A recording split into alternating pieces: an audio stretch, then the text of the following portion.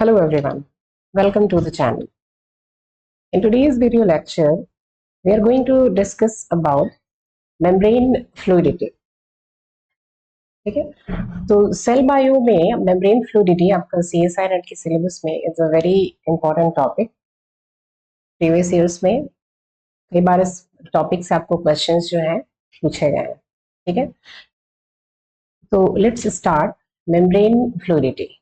What is membrane fluidity and what are the different factors that affect the fluidity of a membrane?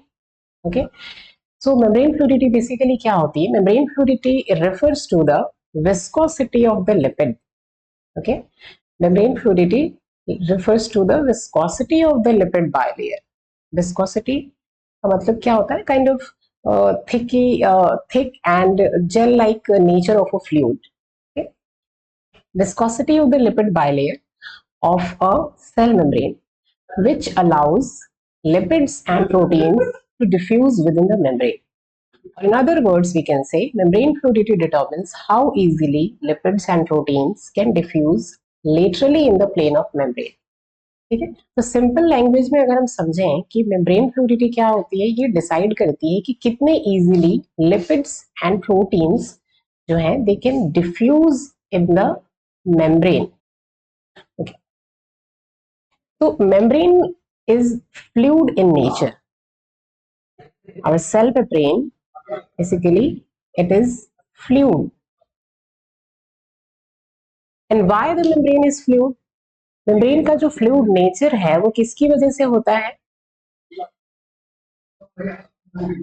We have discussed the different components of membrane, that a membrane is made up of lipids, proteins and carbohydrates.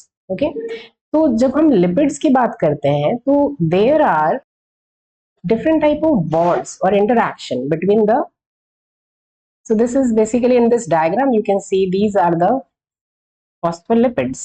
Okay, these are the phospholipids, these are hydrophobic tails, and these hydrophobic tails, okay, these hydrophobic tails of phospholipids, they interact with each other. There are different kind of interactions between these components. जैसे आपका ये phosphate group जो होता है यहाँ पे water के साथ इंटरेक्ट करता है.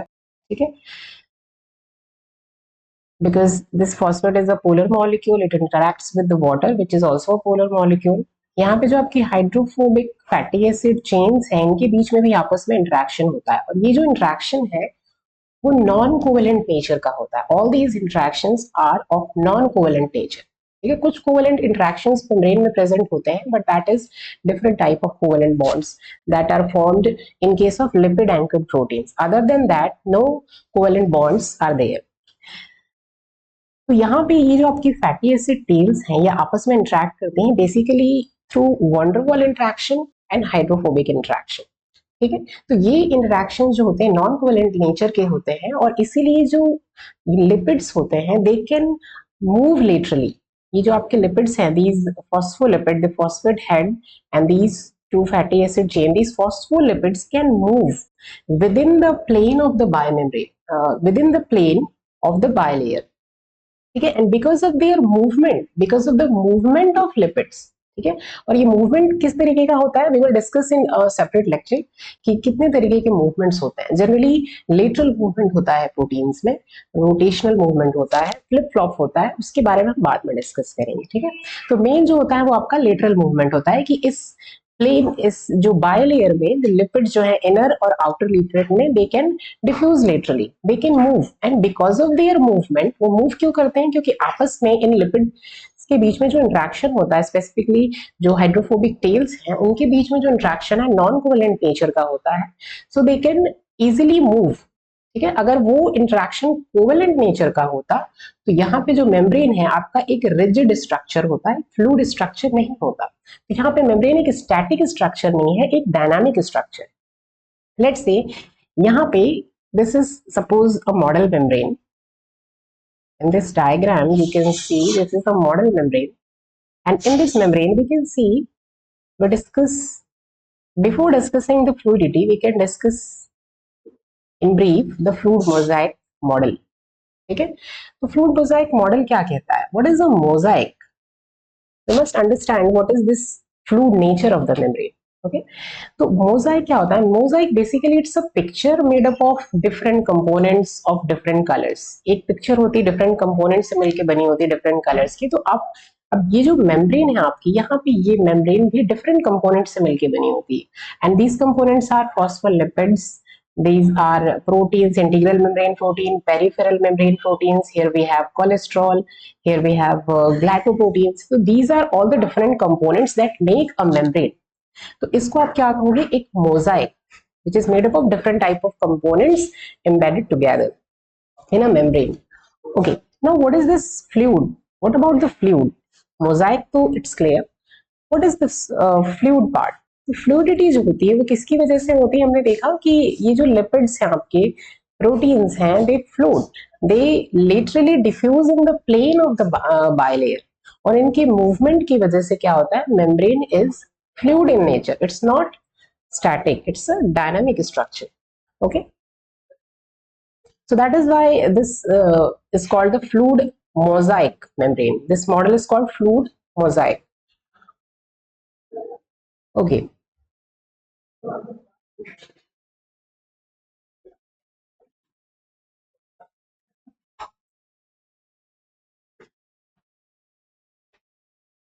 तो अभी हमने देखा कि फ्लूइडिटी जो होती है वो क्या होती है और किसकी वजह से होती है।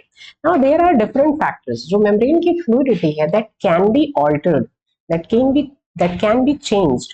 So there are certain factors that influence, that can influence membrane fluidity. There are different factors that influence the membrane fluidity. Okay, so let's see ki what are these factors.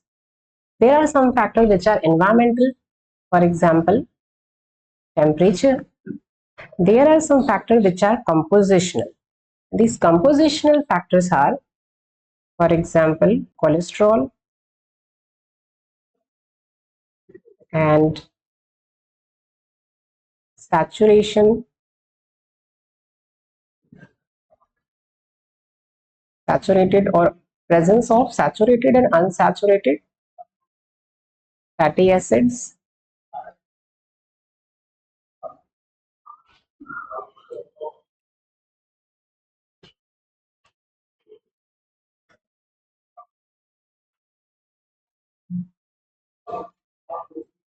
saturation or unsaturation of fatty acids. And the fourth factor is length of fatty acyl chains. Okay, so these are the four factors. The first is temperature, second is cholesterol, third is saturation or unsaturation of fatty acids that are present. यहाँ पे जो आपकी fatty इस diagram में you can see these are fatty acid tails. Okay, तो fatty acid tails जो है वो saturated nature के हैं, unsaturated, ये भी decide करता है कि membrane की fluidity कैसी होगी. And the fourth is the length of fatty acid chain. ठीक है, short chain है या long chain fatty acids है. So let us discuss one by one what are these factors and how they influence the fluidity of a membrane. ठीक है, तो पहले हम फर्स्ट फैक्टर की बात करते हैं and that is temperature. How temperature affects the fluidity of membrane.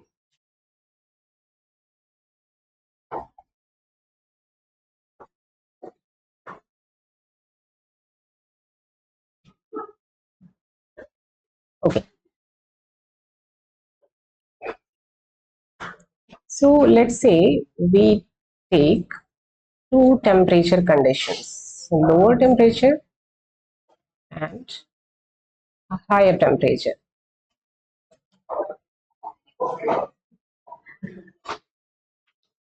So what happens at lower temperature?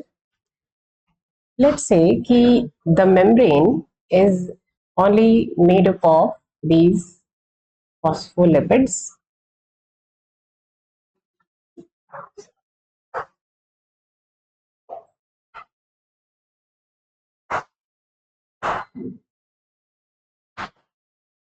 Okay, so let's say this membrane is made up of phospholipids, and what happens at lower temperature कि just we discussed कि जो membrane lipids होते हैं वो आपके bilayer में laterally movement show करते हैं, ठीक है, लेटरली मूव करते हैं।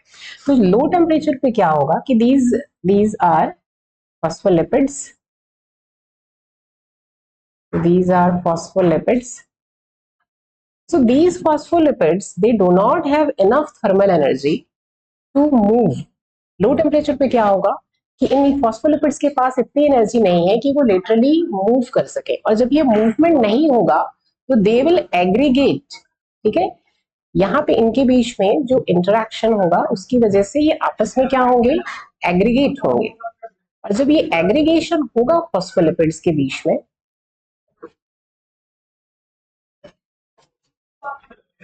so they will aggregate, and because of this the fluidity of the membrane, aggregation की वजह से the fluidity of the membrane will decrease at the lower temperature. Okay, now we can take another example. Higher temperature पे what will happen? तो higher temperature पे suppose we have these phospholipids,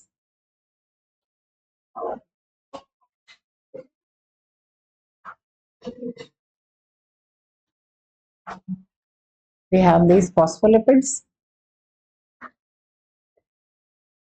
and they are present at a distance.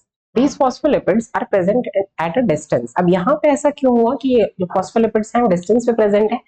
Because when you increase the temperature, जब lower से हम higher temperature की तरफ जाते हैं, when temperature increases, so these lipids acquire thermal energy. And thermal energy जब ये acquire करते हैं, तो once again they start to move laterally in the plane of bilayer. ठीक है, और मूवमेंट की वजह से क्या होगा, इनके बीच में डिस्टेंस क्रिएट होगा, ठीक है, और इस डिस्टेंस की वजह से इनके बीच में आपस में एग्रीगेशन नहीं होगा, और जब एग्रीगेट नहीं होंगे, ये क्लस्टर फॉर्म नहीं करेंगे, तो मेम्ब्रेन की जो फ्लूइडिटी है वो क्या होगी, यहाँ पर इंक्रीज होगी, ठीक है। So that is how at low temperature fluidity will decrease, and at higher temperature the fluidity will increase, ठीक है। चलिए, here there is another terminology that is called TM, or melting temperature. So what is this melting temperature? तो melting temperature को आप कैसे define करेंगे? Basically melting temperature of a membrane is the temperature at which the membrane transitions from a crystal like to a fluid like organization. ये वो temperature होता है जिसपे एक मेम्ब्रेन एक क्रिस्टल लाइक या जेल लाइक ऑर्गेनाइजेशन से एक फ्लूइड लाइक ऑर्गेनाइजेशन में ट्रांजिशन करता है, ठीक है। क्रिस्टल लाइक और जेल लाइक ऑर्गेनाइजेशन से फ्लूइड लाइक ऑर्गेनाइजेशन में ट्रांजिशन करता है, उस टेम्परेचर को हम क्या कहते हैं, मेल्टिंग टेम्परेचर, ठीक है। ये you can also understand in the simple language कि एक सॉलिड लाइक स्टेट से एक लिक्विड लाइक स्टेट में जब वो ट्रांजिशन करता है जिस टेम्परेचर पे, तो that is called the melting temperature. अब इसका क्या रोल है, लेट्स से कि अगर हम टेम्परेचर को डिक्रीज करें, मेल्टिंग टेम्परेचर से अगर हम टेम्परेचर को कम करें तो क्या होगा, the membrane is in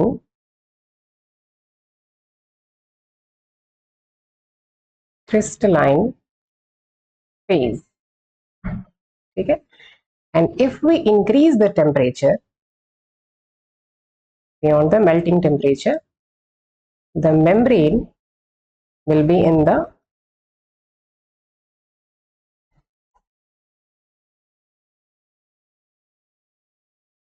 the liquid phase. ठीक है, so basically TM जो होता है, it is an important parameter to measure the membrane's fluidity. चलिए, with the help of this diagram we can understand certain things. This is the gel-like consistency.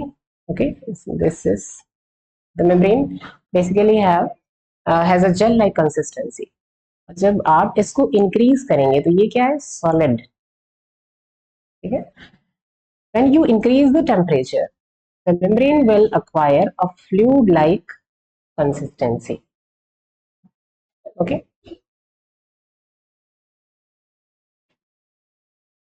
Okay, so this is the first factor. We discussed the first factor, that is temperature. What happens at low temperature? The membrane fluidity decreases, and at the higher temperature the membrane fluidity increases. तो आप लोगों को ये concept अच्छे से समझना है कि ये फ्लूइडिटी डिक्रीज क्यों हुई, क्योंकि फॉस्फोलिपिड जो है यहाँ पे मूव नहीं कर रहे हैं, they are aggregates, they form an aggregate, और इस एग्रीगेट फॉर्मेशन की वजह से फ्लूइडिटी क्या होगी, डिक्रीज होगी, या फिर यू कैन से कि रिजिडिटी जो है वो इंक्रीज होगी। और क्योंकि यहाँ पे मेम्ब्रेन जो लिपिड्स हैं उनके बीच में मूवमेंट नहीं हो रहा है, they don't have enough energy to move. Higher temperature पे व्हाट हैपेंस कि they acquire thermal energy, they start to move laterally, and इस मूवमेंट की वजह से क्या होगा, इनके बीच में एग्रीगेशन नहीं होगा, क्लस्टर फॉर्मेशन नहीं होगा, and because of that there is a space between this lipids. ठीक है, यहाँ पे स्पेस प्रेजेंट होगा, और इस स्पेस की वजह से क्लस्टर्स फॉर्म नहीं होंगे, जब क्लस्टर्स फॉर्म नहीं होंगे तो मेम्ब्रेन की फ्लूइडिटी इंक्रीज होगी और रिजिडिटी डिक्रीज होगी। ठीक है, the next factor is cholesterol. So what about this second factor, that is cholesterol?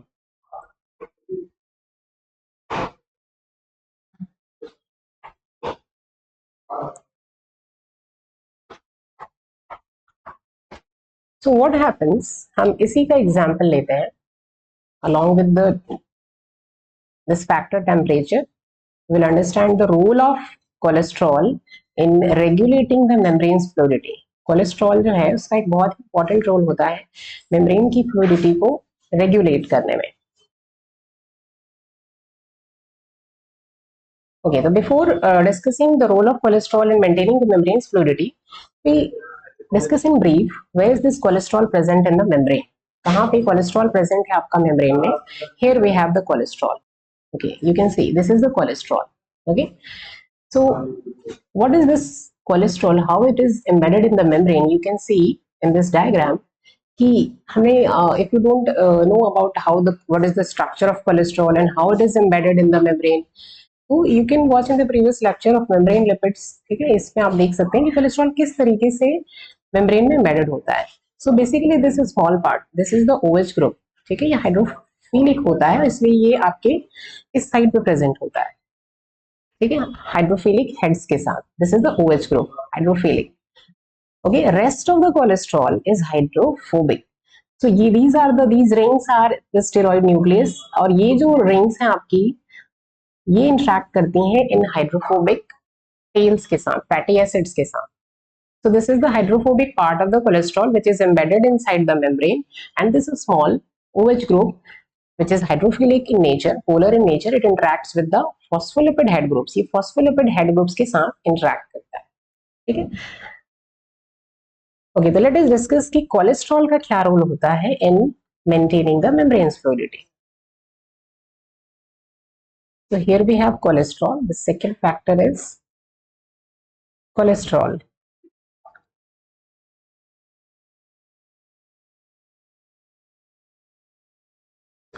Okay, so let's say we have this membrane at low temperature.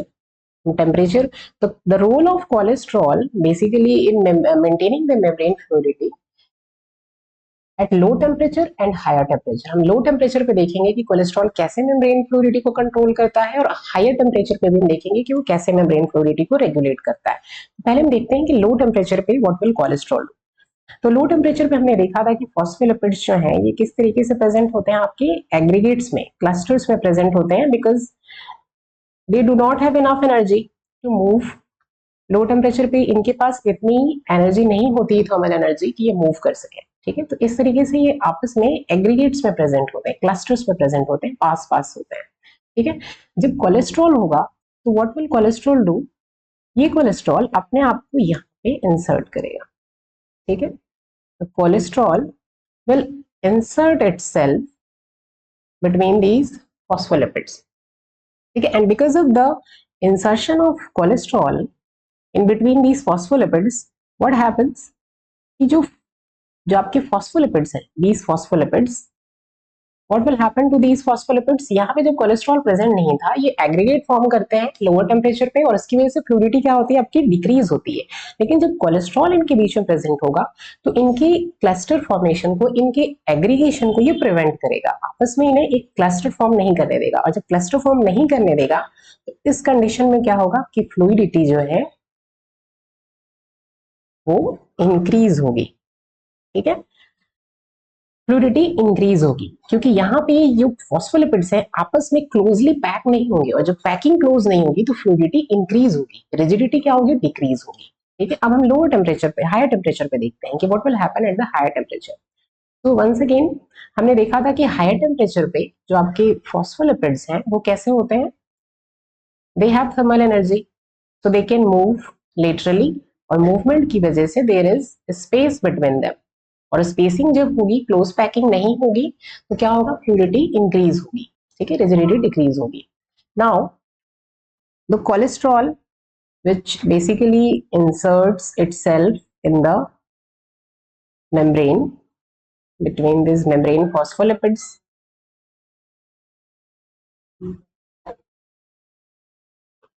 okay, so what happens कि जब cholesterol का insertion होगा तो this cholesterol will pull these phospholipids toward the cholesterol.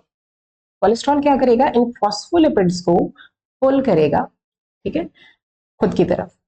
क्यों, क्योंकि ये जो phospholipids हैं ये इंटरैक्ट करेंगे, these phospholipids will try to interact with these cholesterol molecules, और जब आपस में इंटरैक्ट करेंगे तो क्या होगा, यहाँ पे जो फ्लूइडिटी है, once again at higher temperature, यहाँ फ्लूइडिटी जब भी क्लोज पैकिंग होगी, जब भी एग्रीगेशन होगा तो fluidity will decrease.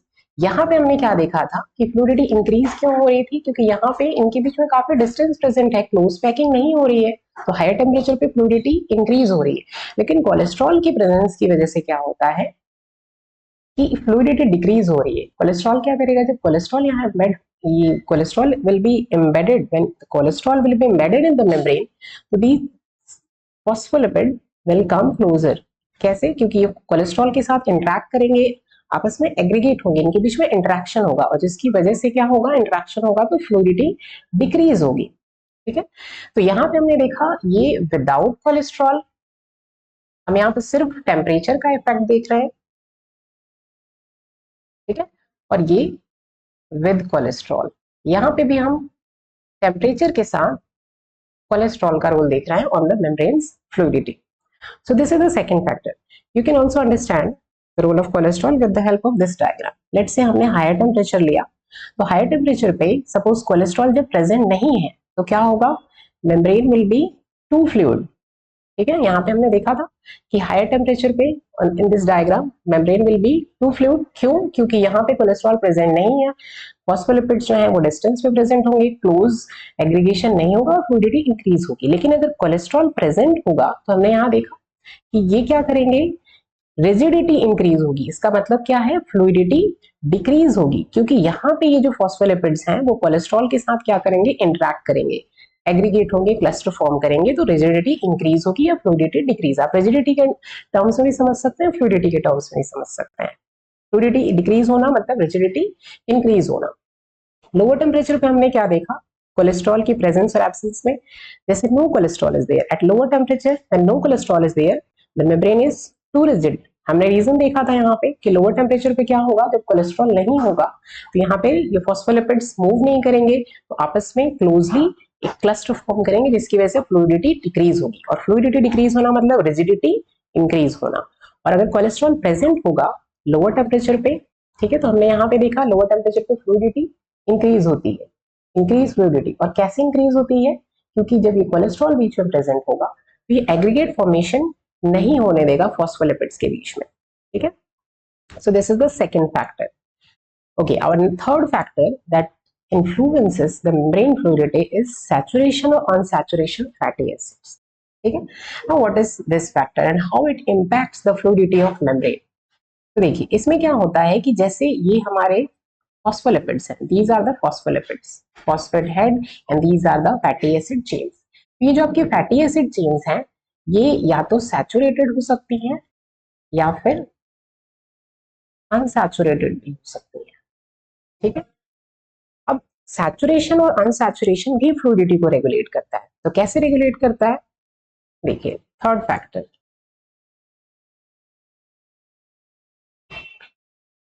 Third is saturation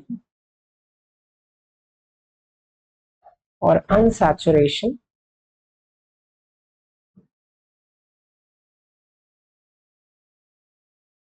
of fatty acids in the membrane. Okay.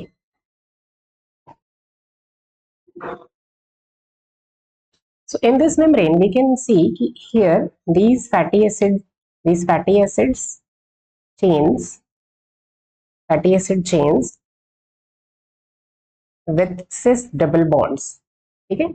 यहाँ पे ये जो स्ट्रक्चर आप देख रहे हैं, ये जो किंग्स प्रेजेंट है, one chain is straight and one chain is little bit twisted. तो ये जो ट्विस्ट्स होते हैं ये क्या है आपके Kings.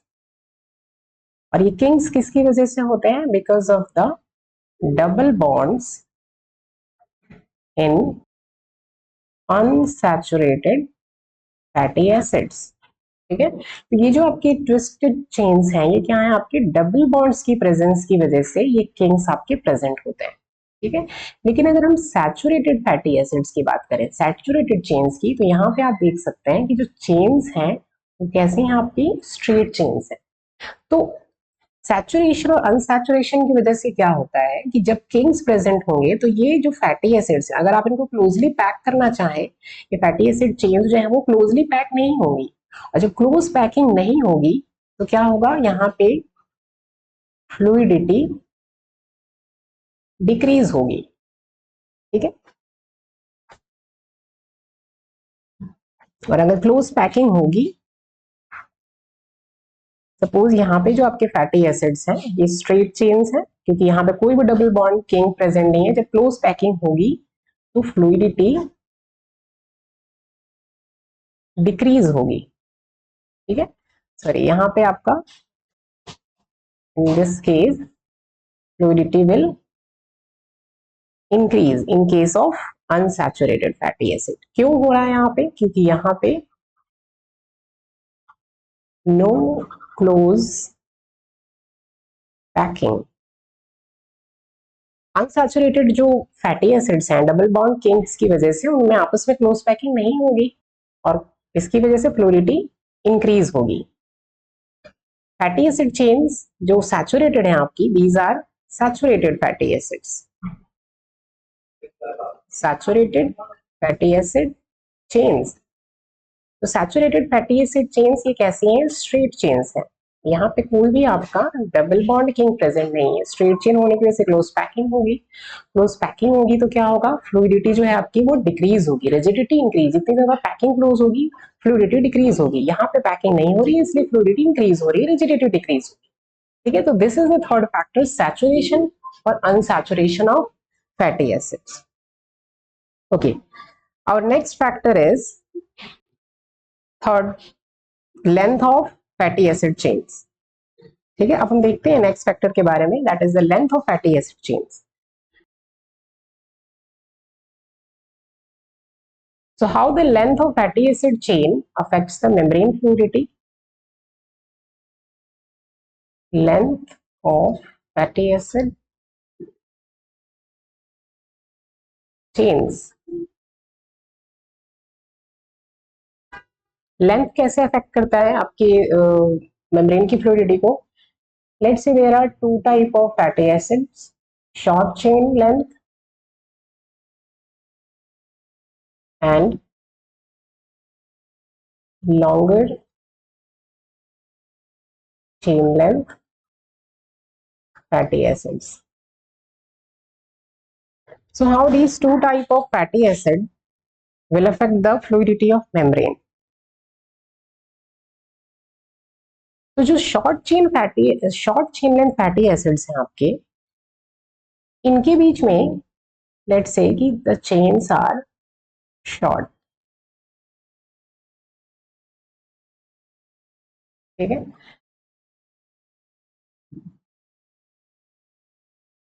and here we have longer chain fatty acids.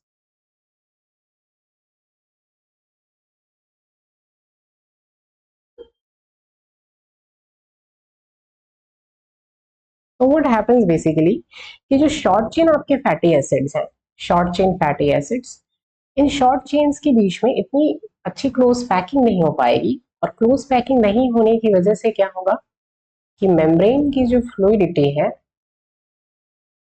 That will increase, okay, and यहाँ पे क्लोज पैकिंग होगी in long fatty acid chains के बीच में, इंटरैक्शन होगा, ये जो लिपिड्स हैं they will interact with each other, ठीक है, और इनके बीच में किस तरीके का इंटरैक्शन होगा, wall to walls hydrophobic interaction, और क्लोज पैकिंग होने की वजह से क्या होगा, यहाँ पे मेम्ब्रेन की जो फ्लूइडिटी है,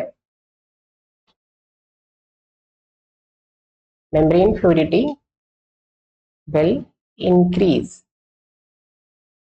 oh sorry, decrease, membrane fluidity will decrease, जब क्लोज पैकिंग होगी एग्रीगेट फॉर्म करेंगे तो मेम्ब्रेन फ्लूइडिटी विल डिक्रीज, यहाँ पे क्लोज पैकिंग नहीं होगी इतनी तो membrane fluidity will increase. Okay, so these are the factors that affect the fluidity of membrane. ठीक है, what are these factors? Temperature, second is cholesterol, third is saturation or unsaturation of fatty acids, and fourth is length of fatty acid chains.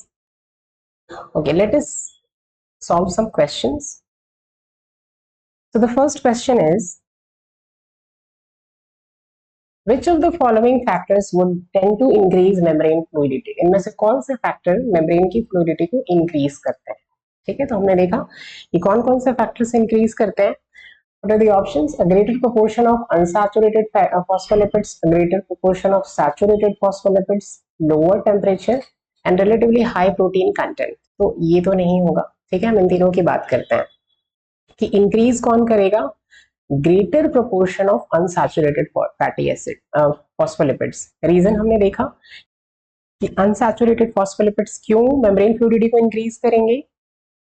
यहाँ पे देखिए ये जो Kings है, इन Kings की वजह से क्या होगा, ये आपस में जो इंटरैक्शन इनके बीच में क्लोज पैकिंग नहीं होगी, ठीक है, डबल बॉन्ड किंग्स की वजह से जब क्लोज पैकिंग नहीं होगी तो फ्लूइडिटी क्या होगी, इंक्रीज होगी. तो अनसैचुरेटेड फैटी एसिड जो है फ्लूइडिटी को इंक्रीज करते हैं. Okay, the second question is the presence of cholesterol in the plasma membrane of some animals.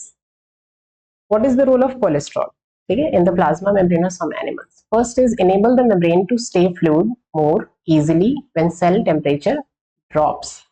ये क्या करता है, फ्लूइड करता है सेल मेम्ब्रेन को जब टेम्परेचर ड्रॉप होता है. Second is enable the animals to remove hydrogen atoms from saturated phospholipids. No. Enables the animal to add hydrogen atoms to unsaturated phospholipids. Makes the membrane less flexible, allowing to sustain great pressure from within the cells.